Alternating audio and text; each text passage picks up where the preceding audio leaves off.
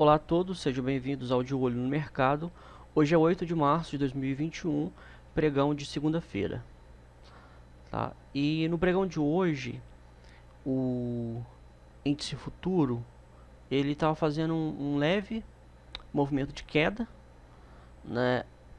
Acompanhando até mesmo a bolsa americana. Tá? O SP500 ele teve uma leve queda, tá?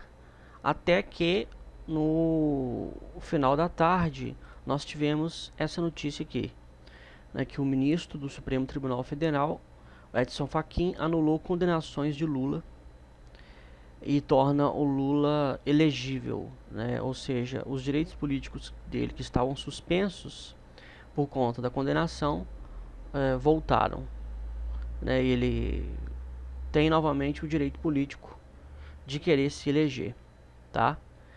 Essa decisão ela ainda vai pro plenário do STF, né, onde outros ministros vão se manifestar. Mas para quem leu, como eu, o livro chamado Os 11, né, que conta os bastidores do STF, do Supremo Tribunal Federal, sabe, né, que os ministros eles consultam, né, entre si, né, eles acordam, eles fazem acordos, eles se juntam para decidir determinado lado. E o Edson Fachin, né, ele não ia dar um tiro no pé, né, ou não ia dar um tiro para cima, tá? Então, né, possivelmente ele já sabe aí que ele vai ter bastante ministro que vai ser aliado dele junto com essa decisão, tá? Isso mostra, né, engraçado, né, foi acho que no mês passado, né, que eu escrevi um artigo falando sobre insegurança jurídica, tá?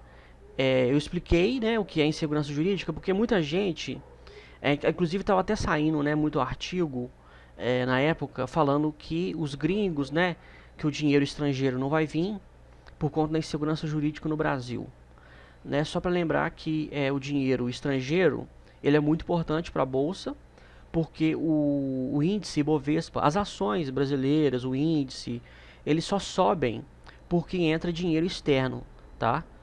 Né? Obviamente, né, os grandes fundos de investimento, né, multibilionários, né, se encontram nos Estados Unidos, na Europa, obviamente, né, nos países de primeiro mundo, né, onde eles administram bilhões, né, alguns chegam a administrar até trilhões, como por exemplo a BlackRock, né, do Larry Fink. E então assim, o fluxo de dinheiro internacional, né, ele caminha conforme o que os investidores analisam. Então assim, os investidores globais e os fundos globais, eles analisam a economia da maioria dos países, tá? Né? E aí fica onde que eles encontram, né, identificam oportunidades, tal. Eles investem, né? E existem fundos de fundos, né? Existem fundos que, na verdade, praticamente todos fazem isso, né? Eles monitoram o grande fluxo. Então, os grandes fundos de investimento globais, né, as posições deles, eles têm que declarar, ou acaba saindo, né, informação de quais empresas eles compraram, como por exemplo, né, o Warren Buffett. Toda vez que o Warren Buffett compra uma empresa, o mercado inteiro sabe, né? Ano passado, não sei, ele pediu, né, ele teve um resultado lá em que eles solicitaram para CVM americana, né, que chama SEC, SEC, e eles pediram para não divulgar uma posição que eles estavam montando lá. Porque, né, se eles divulgassem, eles sabiam que a ação ia subir só pelo fato deles estarem comprando. Aí a CVM de lá autorizou, né, eles não divulgarem, só depois que eles comprarem eles divulgarem. E foi o que aconteceu, né? Aí saiu aí, né, as ações que ele comprou, ele diminuiu posições na Apple, aumentou em outras. E aí as ações, só pelo fato, o dia que saiu a informação de que o Warren Buffett comprou determinadas ações lá, as ações já subiram já de preço, porque o mercado vai atrás, tá? Então assim, o Brasil ele faz parte do que é chamado, né, do chamado países emergentes. São países pobres, né, que por conta de serem pobres, por conta de terem uma série de falhas, assim, de coisas que precisam ser investidas, né, e que se investidas, dependendo da área, né, tem uma demanda muito grande, porque a população é muito grande, etc. Né? Então, esses países emergentes, né, vários investidores ficam de olho neles. Né? Países que podem crescer muito, né, porque tem um avanço, né, o avanço tecnológico ele chega atrasado no Brasil, por exemplo. Né, tem uma população muito grande, que tem uma adesão muito grande de tecnologia. E aí, uma série de fatores, tá? E o Brasil era um dos países aí, né, que vários investidores estavam querendo investir. E aí vem a questão da insegurança jurídica. A insegurança jurídica eu expliquei no artigo, né? Só voltar aí nos históricos aí nas redes sociais, no Facebook, no Instagram ou no canal no Telegram aberto, você vai ver o artigo em que eu explico a insegurança jurídica. Eu explico sobre este fator que faz com que os investidores estrangeiros não invistam no país que gera insegurança jurídica, tá? E a insegurança jurídica, ela se resume na seguinte questão: as decisões nos tribunais, elas são alteradas sem fundamento, tá? Sem nenhum critério de justiça, né? Sem nenhum critério lógico, tá? Onde que cada hora um decide uma coisa, né? Basicamente, segurança jurídica é isso. E essa decisão em relação ao Lula, isso aumenta ainda mais a insegurança jurídica, isso tira a credibilidade do poder judiciário. Por quê? Porque tirando o fato de ser o Lula, de ser uma questão política, etc., né, analisando para a questão só jurídica, tá? É um processo que começou em 2014. E lá em 2014, por que o juiz, o Sérgio Moro, que é o juiz lá, ele era juiz da 13ª Vara de Curitiba, por que ele começou sendo o juiz do processo? Por quê? Existe uma lei no direito processual que diz que o juiz, quando tem uma discussão sobre a competência de quem vai julgar, ou seja, qual o juiz que vai julgar, a lei fala que tem que ser o juiz prevento. O juiz prevento é aquele, o primeiro juiz que recebe as provas.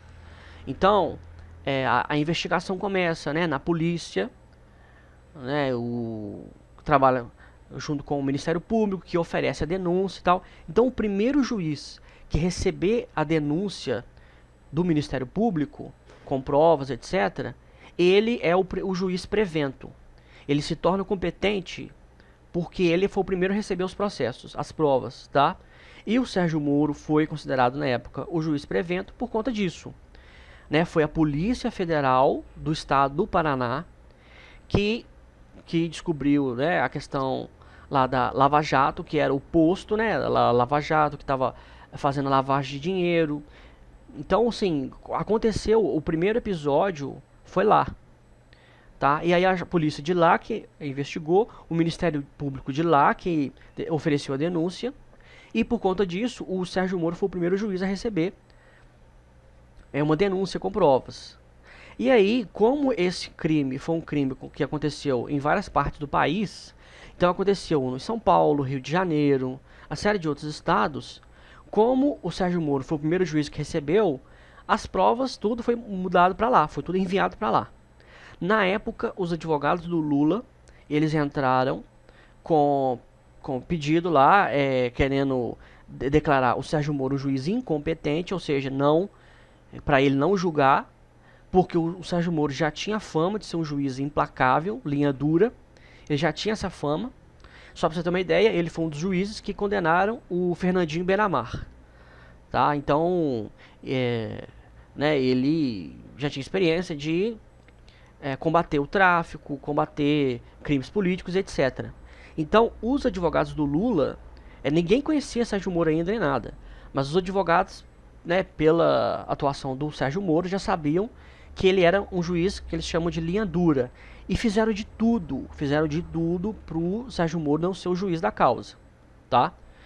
Aí na época também, né, teve questões processuais no Rio de Janeiro, aí o Marcelo Marcelo Freitas, é o juiz também do Rio de Janeiro, também é um juiz considerado linha dura, foi o juiz que condenou, né, já tem aí mais de 200 anos de condenação do Sérgio Cabral, que foi o ex-governador do Rio de Janeiro, que roubou à torto à direito, e já tem mais de 200 anos de condenação, né, então tiveram coisas também que começaram lá no Rio de Janeiro, mas o Marcelo Freitas mandou para Curitiba. E também na época também os advogados do Lula não queriam que fosse no Rio de Janeiro por conta do Marcelo Freitas, né? Ou seja, eles queriam que não fosse um juiz linha dura. Isso foi discutido, isso foi motivo de ação processual, subiu nas instâncias todas e foi decidido que o Sérgio Moro seria o juiz que ia julgar, tá, o processo, ok? Por conta disso, ele foi considerado e reconhecido como juiz pré-evento. Beleza. Houve aí toda a questão processual, toda a investigação que culminou na condenação do Lula, tá? O processo subiu pro tribunal e aconteceu uma coisa que pouco acontece, mas é possível. Sempre os advogados recorrem para o tribunal na tentativa dos desembargadores anularem, né, ou diminuir a condenação. O efeito foi contrário, aumentaram ainda mais a condenação do Lula. Beleza, foi para o STJ, que se situa em Brasília, que tem jurisdição federal, foi também para o STF, e uma série de questões do processo foram debatidas, tá? E aí hoje, 7 anos depois, já que o processo começou em 2014, o ministro do STF, ele diz só agora, 7 anos depois de condenações, foram dezenas e dezenas, não foi só o Lula que foi condenado, tá? Foram dezenas e dezenas de pessoas que foram condenadas na Operação Lava Jato. Né? Depois de anos de investigação, um trabalho enorme, depois que o STF já se manifestou sobre várias questões, agora o ministro do STF diz que, na verdade, a justiça que tinha que julgar, o juiz tinha que ser de Brasília, não de Curitiba. E aí, ele pegou, baseado nessa decisão dele agora, ele anulou todas as condenações. Tá? Porque tem uma questão processual, no direito processual, que diz que existem no direito processual as questões chamadas nulidades, que é o seguinte: o direito processual ele se refere à burocracia. No direito existe o direito processual e o direito material. O direito processual ele fala sobre a burocracia, tá? E aí ele fala sobre como que tem que ser, por exemplo, a formatação da petição, sabe, os documentos que os advogados fazem, eles têm toda uma formatação. Eu digo isso porque, né, eu sou formado em direito, também sou advogado. Por isso que eu sei dessas coisas. E aí você tem que aprender essa formatação. Aí tem toda a burocracia. Então, por exemplo, quais tipos de crimes, quais tipos de processos cada tipo de juiz pode julgar, tá? E aí tem a questão dos prazos, né? Enfim, toda a burocracia, todos os detalhes do processo, tá, são definidos em lei. E aí, existe, né, lá no direito processual, uma lei que diz que se houver se o processo ele correu, né, ele foi, né, como o próprio nome diz, processado de uma forma errada, de uma forma que não se enquadre nessa burocracia estabelecida pela lei, então ele pode ser nulo. Lá fala que ele pode, tá? Então é uma questão em aberto. As pessoas acham que existem, né, no direito existem questões que tudo é uma questão lógica e tudo já é pré-definido. Não, existem várias lacunas no direito, né? O direito, ele, no Brasil especialmente, tá? Porque nos Estados Unidos, por exemplo, não. Isso não ocorre nos Estados Unidos. Mas no Brasil, a Constituição Federal ela é muito grande, né? E existem várias questões subjetivas, né? Ou seja, cada juiz, cada jurista, né, cada doutrinador, cada um entende de um jeito, tá? E aí é o seguinte, o que acontece agora, né? Por que o Edson Fachin, o ministro, ele teve a oportunidade de fazer isso agora? Isso tudo foi uma questão subjetiva dele, tá? Então, se você pegar, se caísse, por exemplo, na OAB, né? Eu fiz a OAB, então eu posso te falar. Se caísse na OAB perguntando se a decisão de um juiz de uma instância superior em anular um processo todo, toda a condenação, na verdade não foi um processo, foram vários, tá? Só do Lula que foram 4 processos que foram anulados. E aí, se caísse na OAB é a questão idêntica ao que está acontecendo, e quem fizesse a OAB colocasse, respondesse o que ocorreu agora, na verdade, a pessoa ia errar. Ou seja, o que eu quero te explicar é o seguinte: o que aconteceu agora foi uma questão inédita. É uma manobra que usaram para inocentar o Lula. Tá? Aí por que eu falo manobra? Aí você fala assim, ah, mas você está sendo... você é contra o Lula politicamente. Não, eu disse o seguinte, que eu estou deixando a questão política de lado. Eu estou olhando só para a questão processual. Tá? Uma coisa como esta não foi feita antes. E uma coisa como esta não tem base jurídica para isso. Então, é o seguinte, o que o ministro julgou? O ministro, ele pegou um detalhe burocrático e ele agora, depois de 7 anos, ou seja, ele tinha oportunidades para manifestar essa decisão antes, tá? Esse é um outro critério que tem que ser levado em consideração.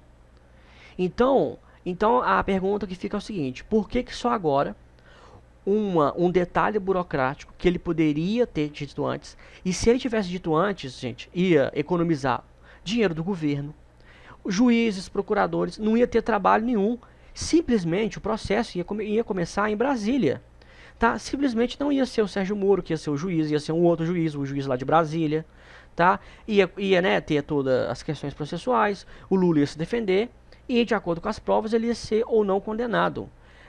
Ia ter processo da mesma maneira, sabe?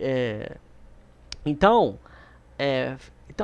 pelo fato do ministro ter feito agora, não há justificativa processual e jurídica cabível, tá? Não tem.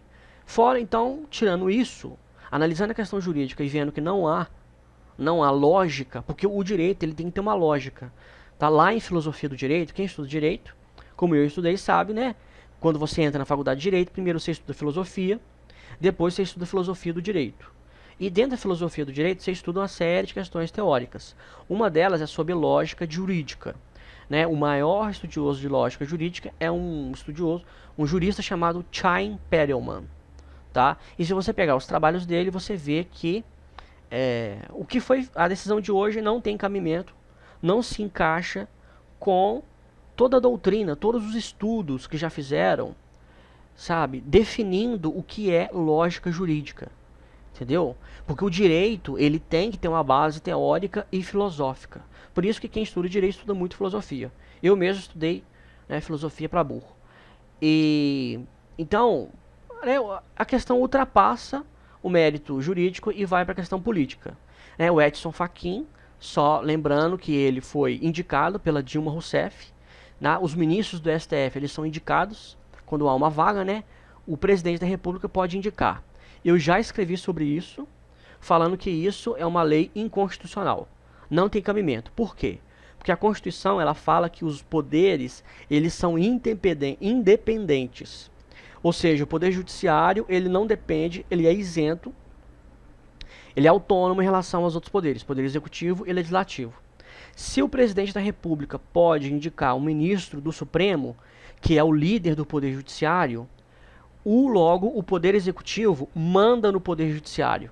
Isso é fato. Tá? Não existe argumento filosófico, teórico que vá contra isso. Isso é fato. Tá? E é assim durante muitos anos.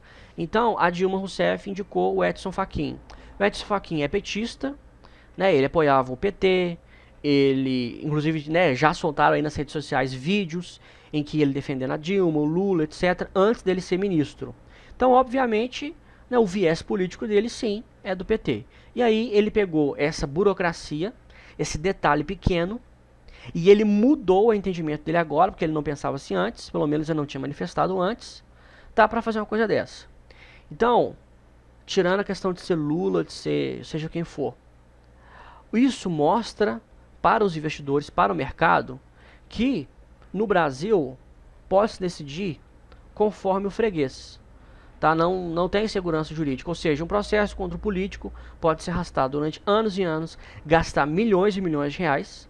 Tá? Só você pegar aí o salário de todos os juízes, desembargadores, procuradores que trabalharam, as custas processuais, ou seja, os custos administrativos, de papel, de horas trabalhadas, consumo de combustível para levar processo daqui, acolá, enfim, são milhões, milhões e milhões e milhões de reais gastos com uma infraestrutura, com um trabalho que demorou 7 anos, né, e que agora, por um detalhe que não estava no radar e não tem importância nenhuma, o processo foi anulado. E aí o que aconteceu? A partir das, vamos ver aqui, 15 horas, 3 horas da tarde, né, o mini índice, o índice futuro, que nós estamos no mini contrato de índice futuro, caiu, tá? E caiu aí mais de 5%, né? Caiu muito. E o dólar, ele subiu mais de 3%, conseguindo aí ultrapassar 5,80. Né? Eu falei também já em textos anteriores, que, né, semanas passadas, baseado na pandemia, baseado na série de coisas econômicas aí, que o dólar vai ultrapassar a casa dos R$ 6. Agora, né, o Edson Fachin ajudou. É engraçado que no mercado financeiro, né, todas as pessoas, se um fundo de investimento, por exemplo, ele investe pesado, né, vamos dar um exemplo tão prático, né, só para exemplificar. Petrobras caiu muito e tal. A CVM está investigando possíveis investidores que venderam antes da decisão sair. Então a CVM está achando que alguns investidores sabiam que o presidente lá da Petrobras ia ser alterado, que o Bolsonaro ia ter essa decisão, e venderam ações da Petrobras e lucraram. Beleza, a CVM está investigando. E é interessante que a CVM não investiga o ministro do STF, né? A decisão dele, claramente, se você perguntar para qualquer pessoa que sabe o básico de mercado financeiro e perguntar assim, ó, o que você acha que vai acontecer? A pessoa já ia pegar e falar, peraí, a bolsa vai cair. Isso é óbvio. Por quê? Por conta do fator segurança jurídica. Como eu expliquei, e eu expliquei isso num artigo no mês passado, hein? Ou seja, uma coisa que eu expliquei em detalhes no mês passado. Porque eu estava vendo que estava saindo muita notícia sobre isso, né? E acaba que os portais não explicam, né, o que é isso para as pessoas. Né? E aí quem é leigo, quem está entrando agora, né, acha que tem nada a ver. Que justiça tem nada a ver com o bolso de valores, só que tem. Então, assim, claramente, qualquer um fala, não, peraí, o dólar vai subir, a bolsa vai cair por conta da segurança jurídica. Né? E aí o ministro solta essa bomba agora, tem todo esse efeito, e ele não é investigado, não é nada, né? Ele sai ileso, né? Pelo contrário. Né? Então é isso, né? Então, assim, né, quem está comprado em bolsa, aí hoje formou um candle baixista, um candle barra elefante. Né?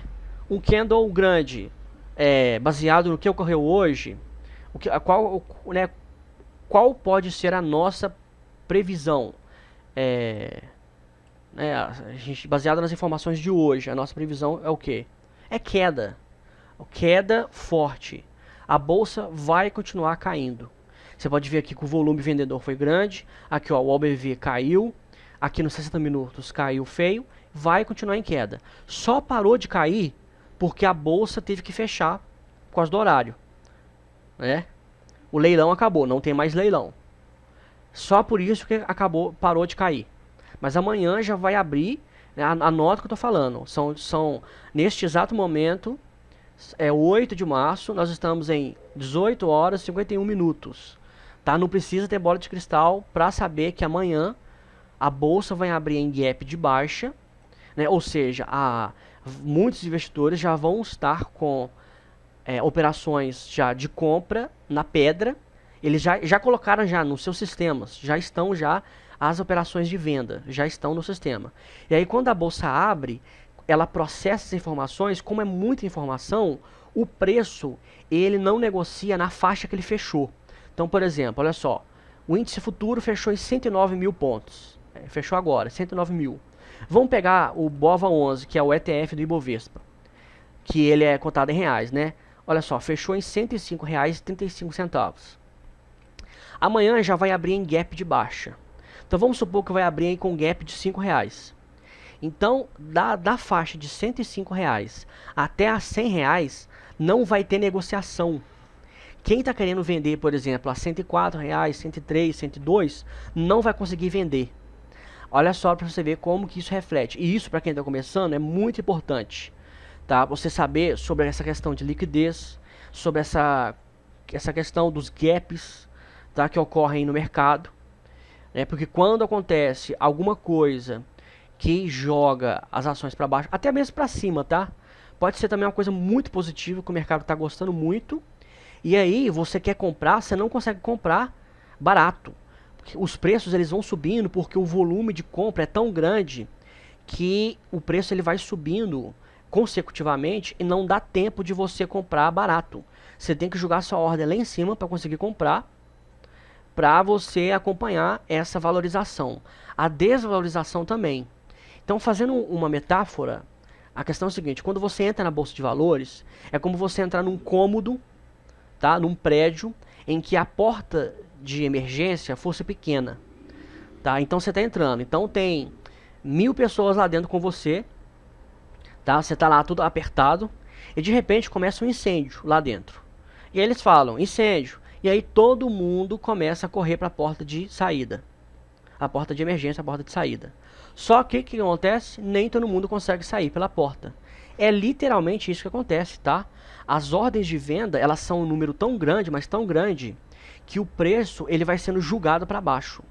Então, existem faixas de negociação que não ocorre negociação nos preços, porque as ordens são tão grandes que o sistema ele joga o preço para baixo. Então, fechou agora, neste exato momento, fechou a Bolsa de Valores com o BOVA11 em R$ 105,35.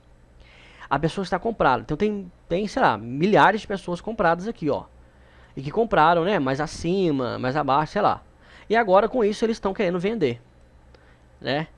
Só que essa venda deles vai gerar o preço, vai jogar o preço lá para baixo.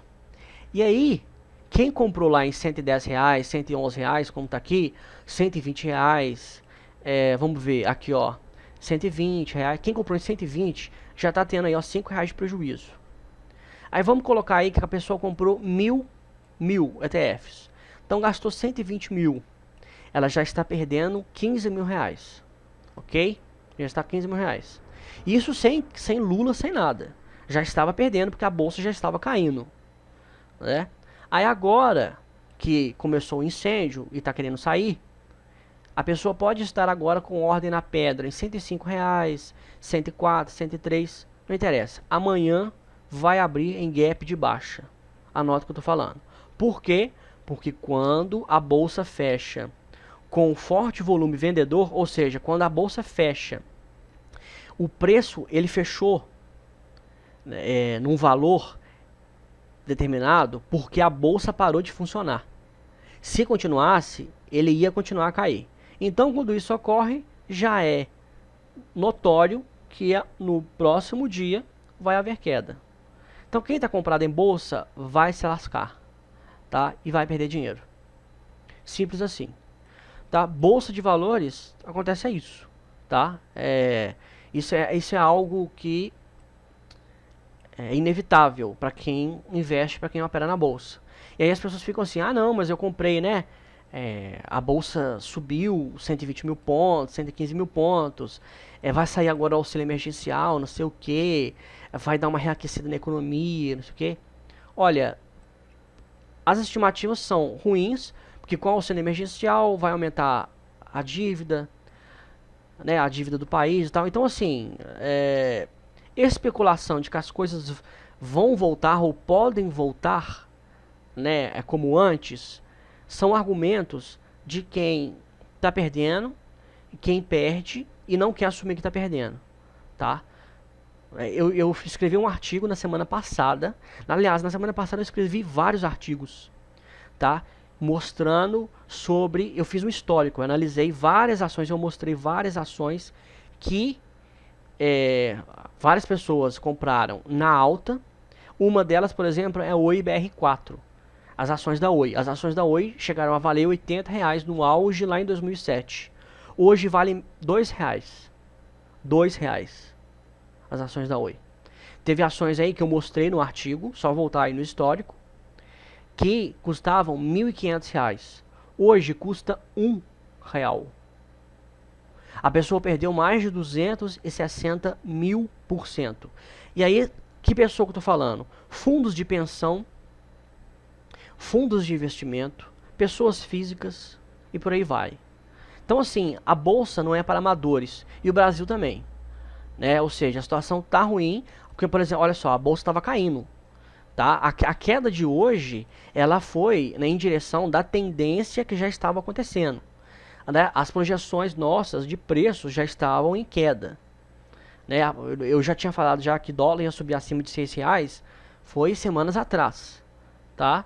Então assim, pegou de surpresa a tendência? Não, já estava em tendência, só potencializou a tendência de baixa, tá? Então assim, essa é a grande novidade, não teria como eu falar de outra coisa, ficar analisando, né, papel, possibilidade aqui de day trade, no intraday, não sei o que, analisar, não adianta. É o seguinte, o Nassim Taleb, ele fala sobre os cisnes negros, né? Os cientistas achavam que só existiam cisnes brancos.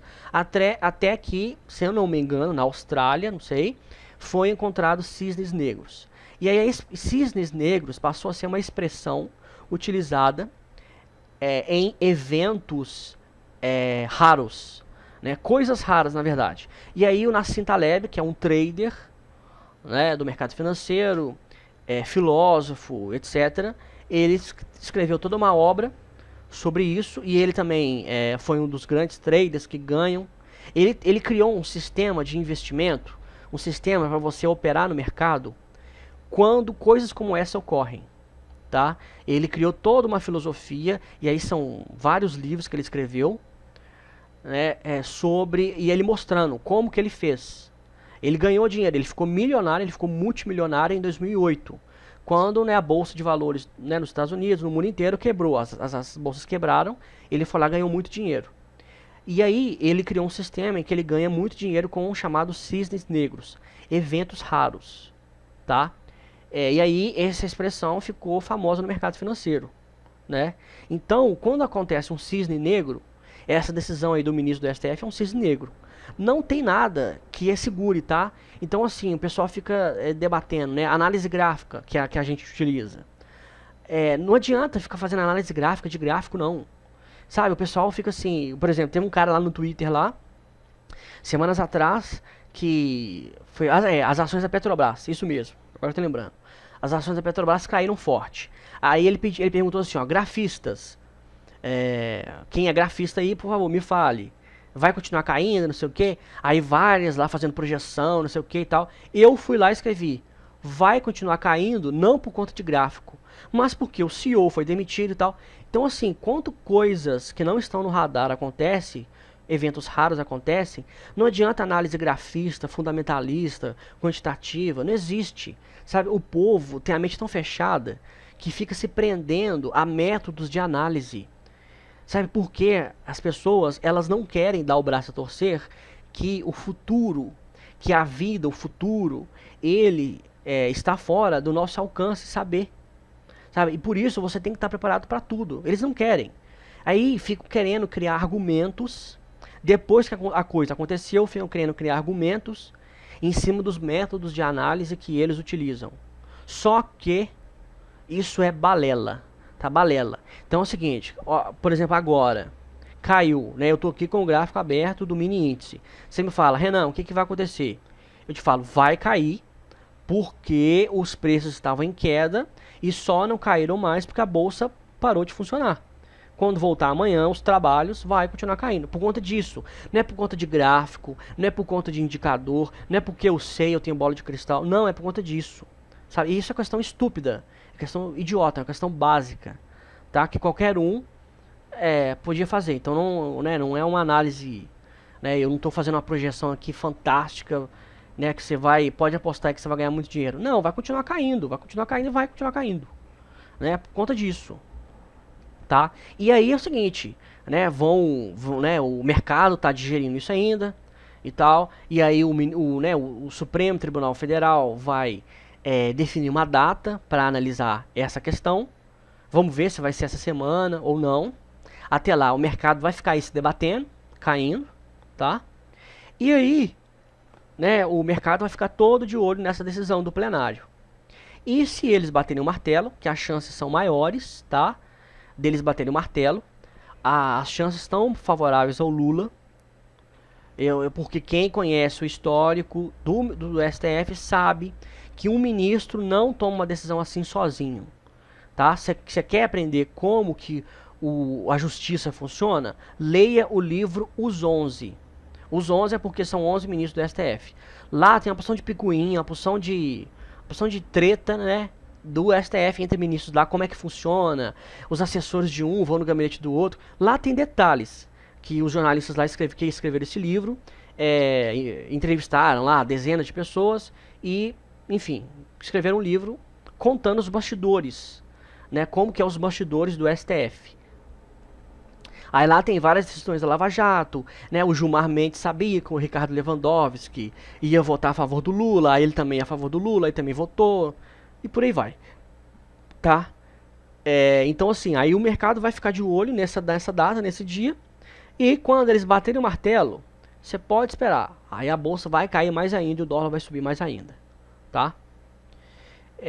Então, por conta disso, né? Não tem como não falar disso, não tem como, né? Como eu sou formado em Direito, eu achei devido, né? Pelo menos para quem me acompanha, né? Saber, assim, detalhes jurídicos, né? Porque os advogados, eles são metidos a não dar explicação, para mostrar para o direito ficar parecendo ser uma coisa, assim, de outro mundo. Os advogados são semideuses, né? Que eles têm acesso ao poder, não sei o quê. Mas tudo isso é uma palhaçada. Tá? Então, assim, né, para quem opera no mercado financeiro, é bom você saber como que funciona.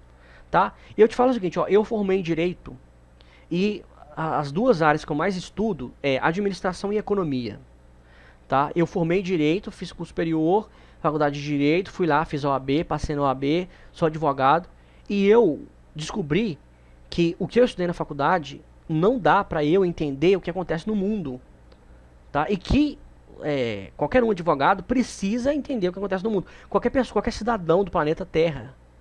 Tá? Então, assim, os conhecimentos de base para entender, sabe, a vida humana não são ministrados em salas de aula nem em faculdade. Tá? Cada um estuda a sua área, na sua bolha, e você sai da faculdade sem conseguir entender o que acontece no mundo. E se você não entende o que acontece no mundo, você não vai conseguir se inserir no mundo. Tá? Por isso que o desemprego é muito alto, né, o que eles chamam de analfabetismo funcional é muito grande, porque você estuda determinadas coisas que não vão ter praticidade no mundo. Tá? Porque você tem que aprender, por exemplo, administração e empreendedorismo. Né? Como que a gente sai da faculdade de Direito, né, com um ano depois que eu tirei a OAB, eu recém-formado, com a OAB na mão, não sei como abrir um escritório de advocacia. Porque não me ensinaram, não ensina isso na faculdade. Como você abre um escritório de advocacia, sabe? Como que você tem fluxo de caixa, gestão financeira, gestão de pessoas, como você contrata, como você se posiciona no mercado, questão de marketing, como você pode divulgar o seu trabalho. Não ensinam nada disso, nada. Tá? E aí é o seguinte, se para quem é advogado, quem é advogado não aprende isso, aí você imagina, né, quem não chega a fazer faculdade nem nada.